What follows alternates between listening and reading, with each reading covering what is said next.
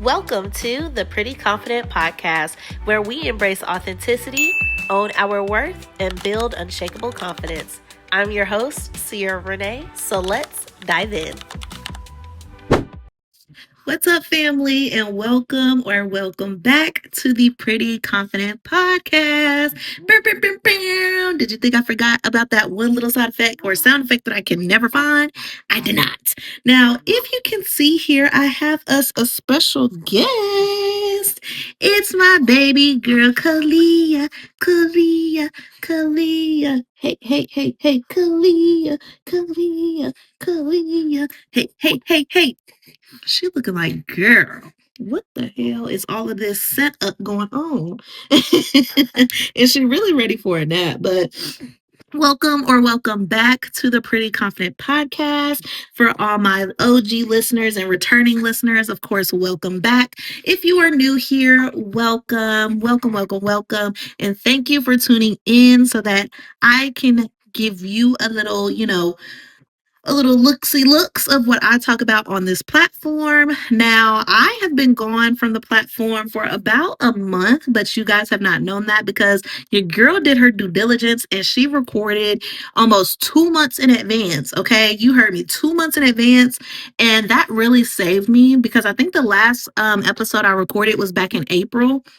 And that episode just aired last week. So I did really well. Your girl did very well. And y'all know that that was one of my goals, especially that I wanted to implement in Q1, quarter one this year, was to make sure that I'm setting myself up for success and being more consistent and posting more. And being more consistent and posting more means showing up and planning ahead. Okay, so you don't have to show up 100% every day to be consistent. You just need to figure out what works for you and what will put you ahead for when you don't feel 100% and you are at 0%, that you don't want to do anything, but you're not obligated to do anything right then and there. Okay, and recording ahead for me definitely gave me that time to get acclimated to my new baby girl, the new family member in the house. And just not have to worry about, oh my goodness, the podcast. Now, I will say I am super excited and super happy and proud of myself because yes, I've been very consistent, but I think with that consistency, I have gained a few new subscribers on YouTube. So if you are watching this on YouTube and you are a new subscriber, hey girl, hey boy, thank you so much for tuning into this platform. This is going to be a new season, especially on this podcast, wherever you get your podcast, whether it's Spotify, Amazon Music, or iHeartRadio, because I am on all three of those platforms, just audio only. And then YouTube is my only visual platform. So wherever you're getting your podcast, this is going to be a new season here on out because your girl is a mother. I'm not a pregnant mother. I'm just, now just a mother. I'm not pregnant anymore. The thing that was occupying my stomach, my uterus, is out in the world now, living and breathing. And it is just so, like, I'm still in awe, even to this day. Like, I gave birth to her May 5th, and I am still in awe almost every day because I look at her and she's just doing her own little thing, or she's asleep and she just looks so precious. Like right now, like she is just such a easy baby. She's like, what the fuck is this bright light? But she is such an easy baby. And I'm so happy because I feel like things could have been a lot worse. And we'll get into postpartum and everything in a different episode. But I feel like things could have been a lot worse if this was my first baby, and babies aren't, I don't know. I don't want to say the incorrect terms, but I feel like it's easier for me because she's easy to deal with. I think I had a different expectation in my mind for how having a newborn was going to be, but she's literally so easy to she's so easy. Like she sleeps through the night. I had a routine that I got down, but it didn't come easy at first. I think as soon as we got home, I was panicking when she was crying because, oh my goodness, what's wrong? Do I need to do this? What does she need? But I think as I learned her and through the, ups and downs of, okay, babies are going to cry. They don't know how to talk, so they're going to cry.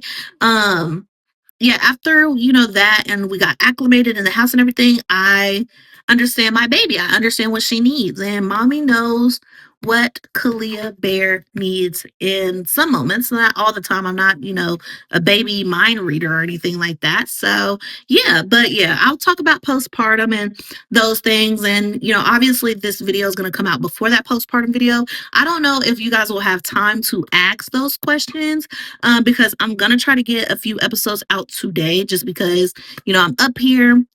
I'm in a good mood.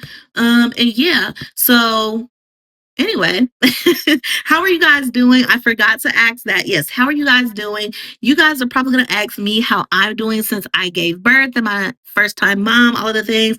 And your girl is doing good. There have been some ups and downs as any big life altering event, you're going to have your ups and downs. It's going to ebb and flow regardless if it's a big life event or not. Any type of change in your life, there's going to be ups and downs because this is not something that you can go back to your old life. This is not something that you can return to sender. Like, no, like now you have to get acclimated to now what your life is and grieve if you need to grieve the old life that you had and accept the new life that you have now. So I think I just told my husband the other day, like, honestly, because his cousin had called, like, honestly, if you're not prepared for a baby mentally, I feel like this would have been a lot harder. But I think because he and I planned this and we were mentally prepared for our baby, like, it's been a lot easier than what I thought it was going to be for me personally. Like, your experience is your experience, and I'm not going to disregard and like say, oh no, that's all you got to do is no, because every baby is different, every parent is different, every dynamic is different. So I can't say, and it honestly begins when you were pregnant. Like some of the things that could be mitigated probably started from the womb. So yeah, she's probably looking at that plant back there because she is fixated on something. But yeah, I mean, honestly, I'm not gonna, make you feel like your experience was any worse than mine or any like mine was the best. No, like everybody's story, everybody's, experience and journey to motherhood, to having the baby outside of their body is going to be different. And so with that difference comes different personalities, different outlooks, different, just outcomes and like everything is going to be different because it's one person from the next. So like I said, whatever is my story, and I'm not going to put down the next person's story just because I felt good about mine. But one thing I will not do going forward at all is tell anybody that is a new and upcoming mom any type of bad stories. I think yes, I will, kind of divulge into like the positives of my pregnancy, of my labor and delivery, of my postpartum, but I'm not going to divulge into the positivity so much that I'm making them feel bad or, trying to make them feel jealous that their probably isn't as easy as mine or this, that, and the third. You get what I'm saying? So yeah. But yeah, your girl is doing good. I know that was a long-winded answer to the question that I asked you guys and myself. But I'm gonna pause this really quickly because I need to go get baby girl's blanket. Okay, there we go. I got little mama's blanket, so she is ready to go to sleep. She had her diaper changed, she ate, and she burped, and she farted. So now it is nap time for her. So I love that for her. And I'm just gonna knock out some episodes, while I got the time, while I got the energy, because majority of my time be spent downstairs. I think I told you guys in a previous episode that, I really want to do up my girl room because this is kind of like my content and everything in one in my work area. But I really want a couch back there. I think I'm gonna settle for either a couch or a pair of chairs back there. So like if I don't want to be in the living room, if I don't want to be in my bedroom, if I just want to be upstairs away and, in my own little space, like I can come up here and do that and be in my own little space up here. So that's going to be my plan to, do that at some point. And then I want some LED. Like I have a lot of ideas that I want, but I put a lot of stuff on hold so I can prepare the house for little girl, for little Leah to come in here and, just succeed and excel in life and just be prepared for her, because I was going to have to prepare for her either way. So would I like to spread myself thin and do stuff that's not really mandatory and needed right at that time, and also try to juggle, stuff that's needed?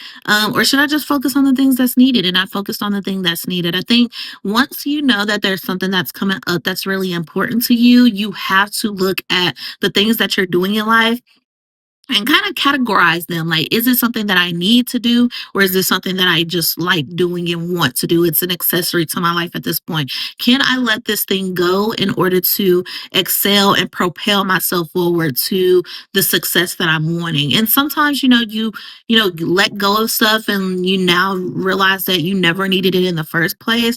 Or some things you just realize that you actually like doing for yourself, and that brings you some, self-worth, some not self-worth, but it kind of counts towards like your self-care for yourself, right? So, I stopped getting my nails done. I stopped, going to get a wax. No, I didn't stop getting a wax towards the end of my pregnancy. I stopped getting a wax until I had my wax like sometime in April, and like 4 weeks would have put me right before my due date, and I didn't know when I was going to give birth. So I kind of just stopped that.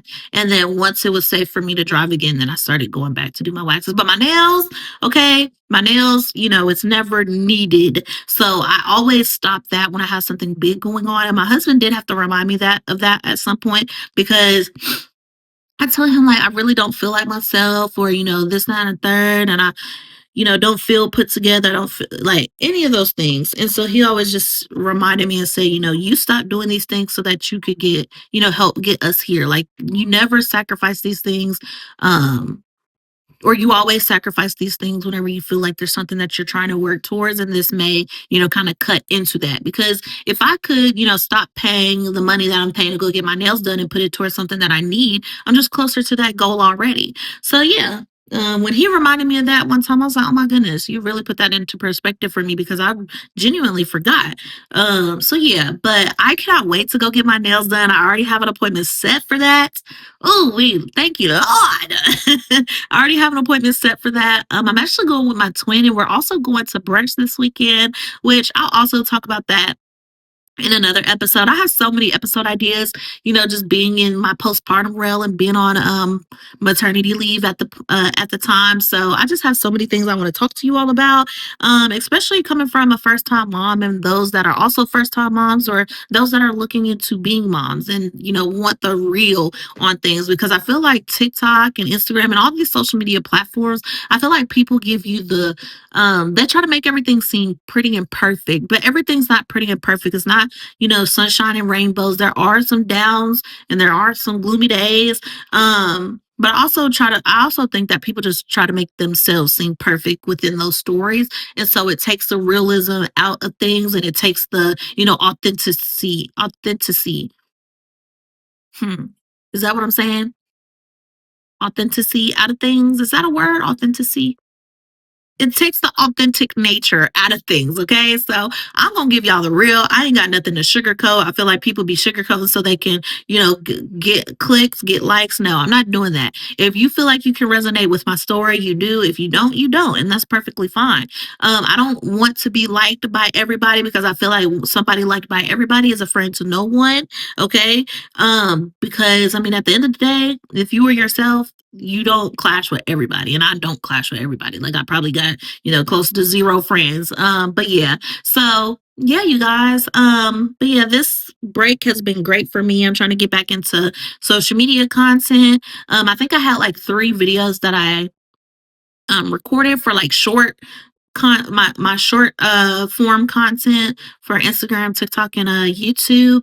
And I just never edited them or did voiceovers and posted them. So getting back into editing, doing voiceovers, and doing what I need to do to get those out.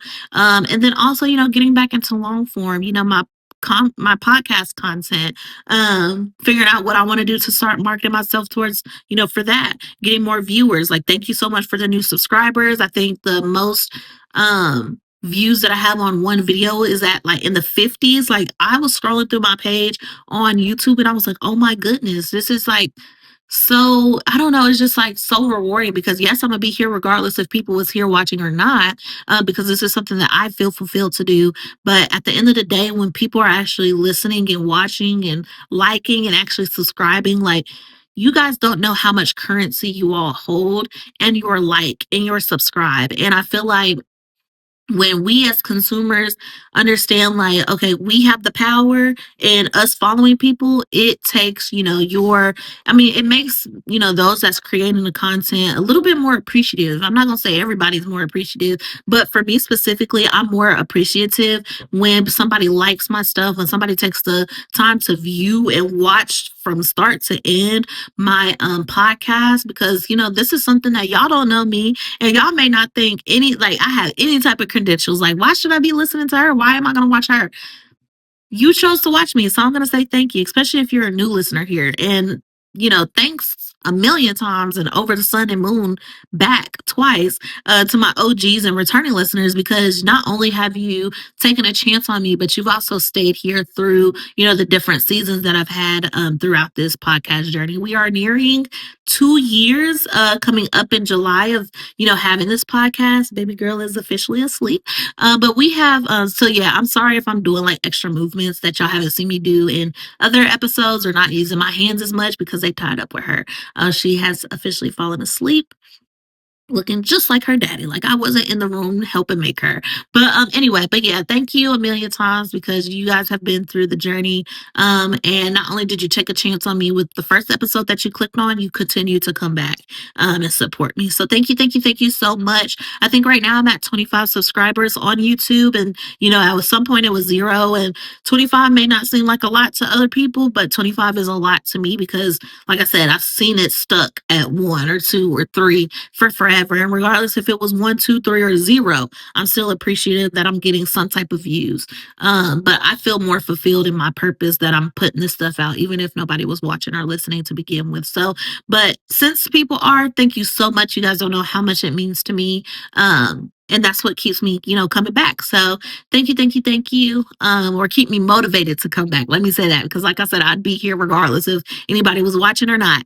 But yeah, you guys keep me motivated to come back because it's always great to like, oh yes, I'm gonna go do this, but it feels even better when you know that people are taking something from what you're out there saying. So thank you, thank you, thank you so much. I love you guys. Mwah. I love you guys so much. But yeah, let's go ahead and get into today's episode. So in today's episode, if you can't tell by the title, we are talking about my labor and delivery story. Oh my goodness. Where do I even begin with my labor and delivery story? You guys know, or at least the returning listeners or the OGs know, that my due date was May 5th. And if you know anything about me and my family, or have listened to the previous episodes, y'all know that my parents' anniversary also falls on May 5th, which is also Cinco de Mayo. Okay. And for the longest, I was like, I do not want her birthday to be the same as my parents' anniversary day, especially because my mom was already like, oh, I'm subconsciously in your mind, yada, yada, yada, yada, all of the things like that. So I was like, no, I do not want her born on your anniversary, this, that, and the third, right? But eventually I was like, you know what? I have come to love Mexican food here in the last like 2 to 3 years. And now that's like one of my favorite cuisines. And so I was like, you know what? Cinco de Mayo being her birthday, turn up. We're typically out of the year every year. Out of the country every year in May. So I wouldn't mind, like celebrating her birthday on Cinco de Mayo in a different country. So why the heck not? Anytime, like, why the heck not? So I was like, you know what? I came to end up loving that the fact that her due date was May 5th. And just because my little sister asked me about this, just because the due date is the due date doesn't mean that that's the date that she'll come out on. It's very possible she'll come before. It's very possible she can come after. So that is one of the things. I think a full gestational period or pregnancy or whatever is 42 weeks. It's just up to your doctor if they want to induce you before that 42-week mark. But you can't go the full 42 and then end up having to be induced because you're still not showing any signs of labor. So everybody's journey is different. But yeah, I was like, if she does come out on her due date, I wouldn't mind. That's a cute birthday for her. Cinco de Mayo, turn up. What are the odds? And then when she's 21, Cinco de Mayo, we can turn up for her 21st birthday, drinking, all of the things like that. But anyway, yeah, so like I said, her due date was May 5th. At first, I didn't want her to come out on that date, but she ended up coming out on May 5th. Now, I will go ahead and be transparent and say that because I was so infatuated with that date by then, I was like, you know what? I'm going to try to induce labor myself. Like when I was 37 weeks, because once you hit like 36 weeks, you start to go to your OB appointments every week. So at 37 weeks, I was 1 centimeter dilated. At 38 weeks, I was still 1 centimeter dilated. At 39 weeks, I was 1.5 centimeter dilated. So not quite two just yet, but I was like, you know what? How can I kind of like speed this process along? You can be at 1, 2, 3 centimeters dilated for however long until your body is naturally ready to like keep dilating by itself, or you can go get induced and have it dilated faster, all of the things. But what I did to induce labor on May 4th, I started pumping. And if you don't know, pumping can, naturally induce labor because when you're pumping, like nipple stimulation, all of the things like that, that releases um, oxytocin in a female's body that is needed to go in, like your body needs to go into labor. Like, and releasing oxytocin is what creates that, induction or that labor feeling that tells your body, okay, we're ready to go into labor. So, sorry, I'm trying to reposition with this baby girl. She has gone back to sleep because she fell asleep and then I put her down for 2 seconds and she woke up and now she's trying to go back to sleep. So, trying to figure out what she needs for that. Do you want Passy?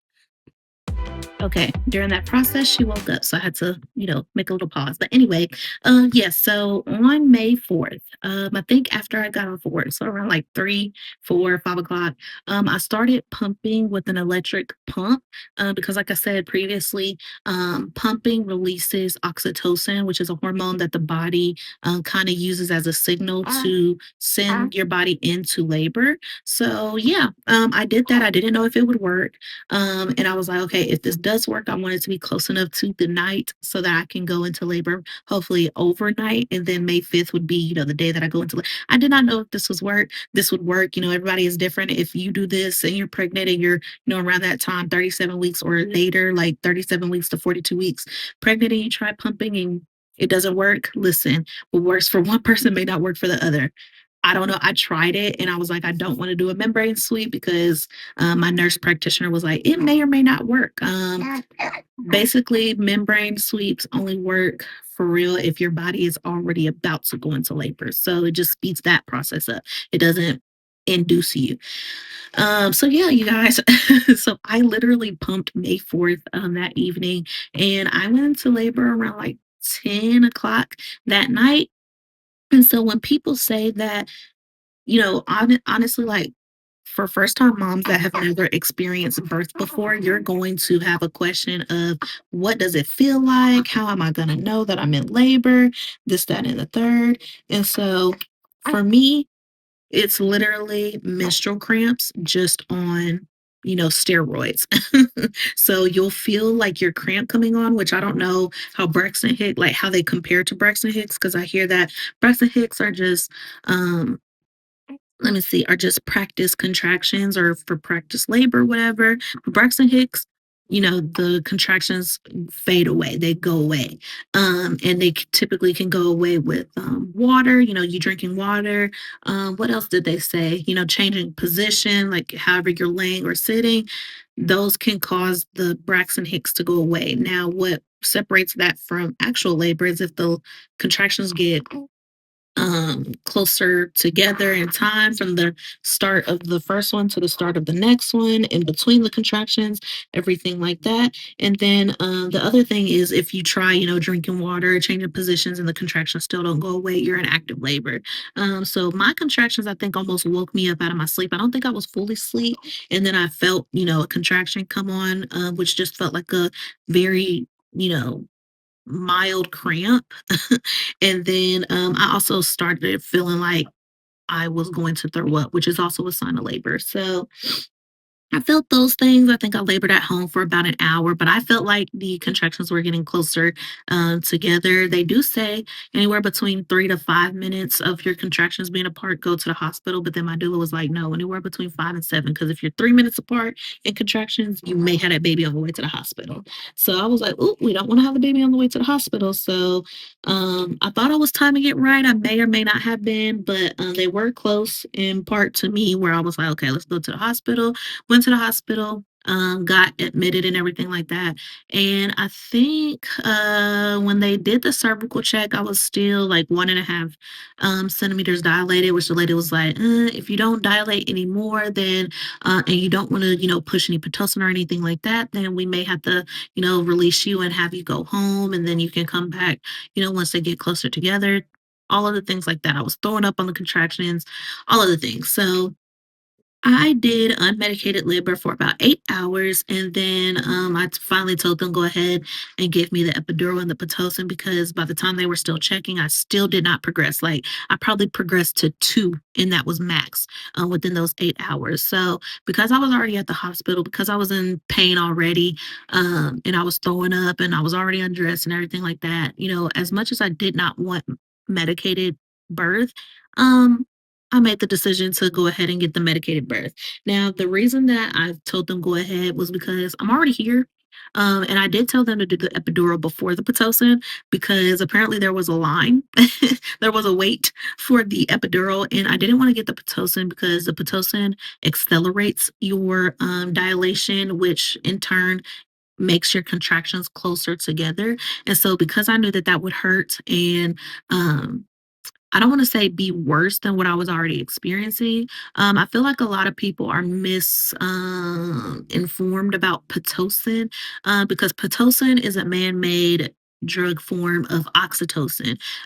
Pitocin is just how it gets into your body, and then your body turns it into oxytocin, which, like I said, causes your labor to, progress. So, anyway, I told them to do the epidural before because there was a wait. I didn't want them to push the pitocin and then the contractions get closer together, which obviously hurts more because your contractions are closer apart, and if it already feels like an intense cramp on steroids, them being closer in part gives you no room to rest. So I told them to do the epidural first so I can be numb.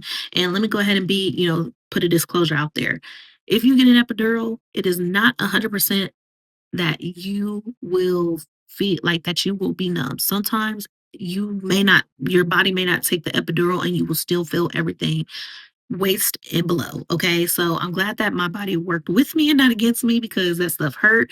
And I didn't see the epidural needle. My husband did, because he was in there with me while they were putting it in. He was the only one allowed to be in there with me while they were putting it in.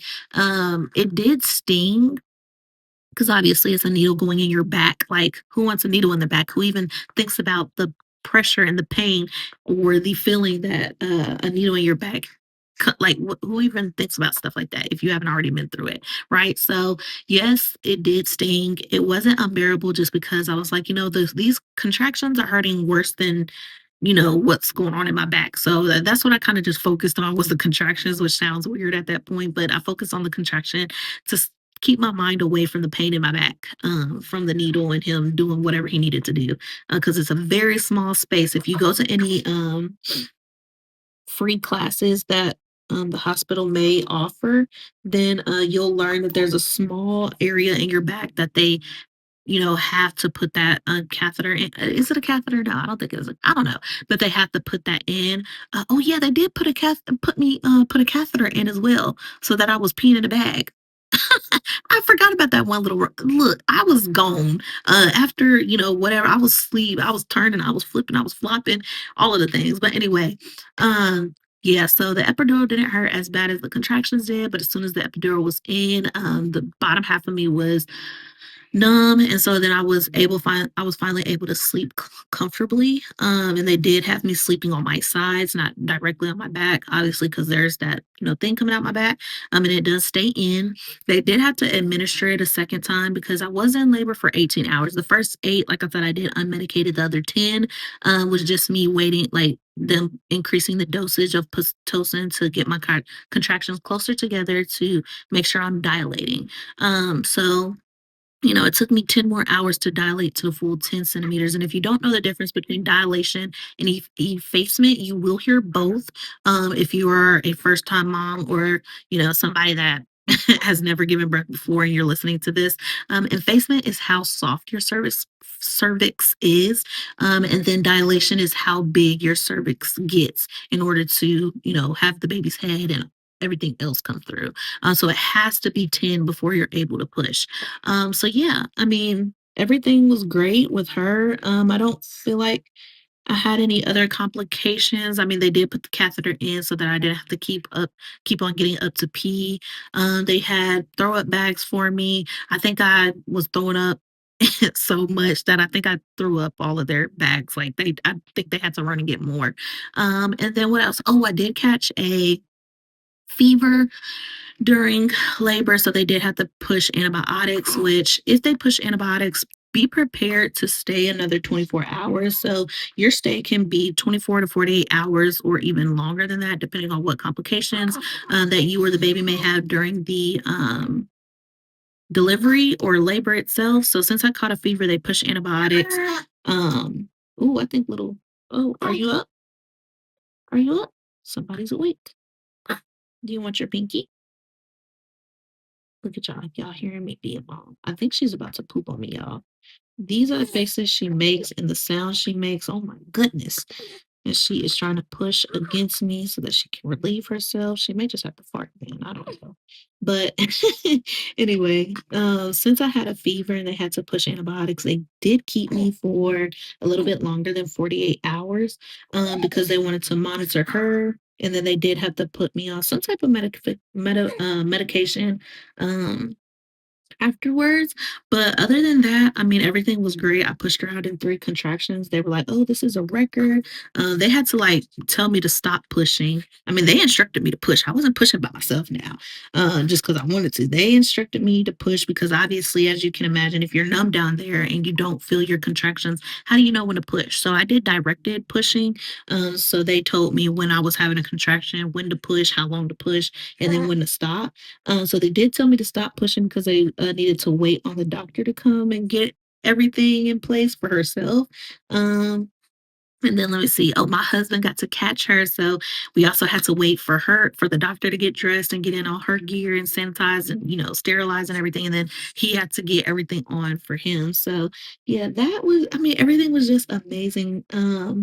And yeah, I don't think I had any complications, post everything. I did tear a little bit. I had first degree tearing, which isn't bad. And they put dissolvable stitches in, which did not hurt because again, I had the epidural. I didn't feel anything down below, so they stitched me up. I just had my 6-week checkup today. So, before this is airing, and she said everything healed well, everything looked good. So, yeah, no complications there.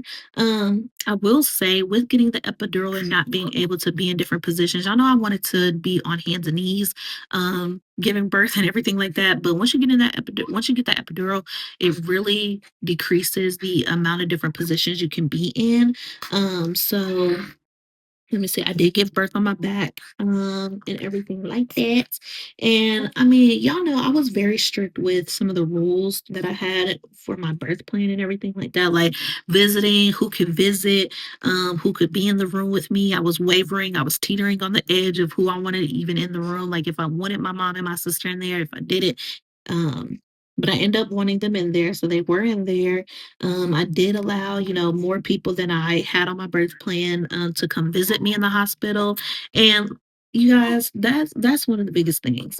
When you are at your, one of the most pinnacle points in your life, you really need to pay attention to how people respond and adhere to the rules and boundaries that you set in place to keep your, mental intact, because I did the whole, I only wanted certain people in the room, and I only or to visit me during the hospital stay, because I know I get stressed out with too many people, especially when something stressful is already going on and I don't know what labor is like. So once I got a hold of what labor was like and what, all was going on in the hospital, and I'm very glad that I did my own due diligence and did my own research, because I honestly, hold on, are you hungry?